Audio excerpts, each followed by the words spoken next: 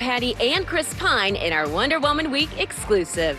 They're talking about his return in the sequel, and we are totally here for it. But didn't he die in the first film?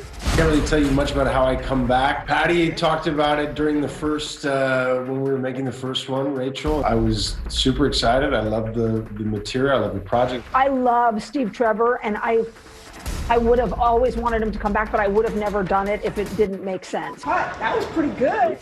Another thing that made sense to Patty, throwing it back to the 80s. How did you decide on settling on 1984 specifically for this film? 1984, not only is it the book and the Van Halen album and, all the great movies that we remember, but it really was, I felt like, the pinnacle of the 80s. It was quintessential top of Western civilization.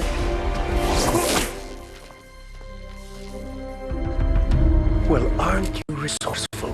But here's the toughest decision Patty had to make. With Wonder Woman's theatrical release postponed several times because of the pandemic, she agreed to stream her blockbuster film on HBO Max the same day it comes out in theaters. Were you on board immediately, or did it take you? No, it took some thought about what all the options were. Listen, if you're not going to have the proper release and you don't know when that would ever even happen, why not give it away in a holiday season and at least try to bring some joy to people's lives this year?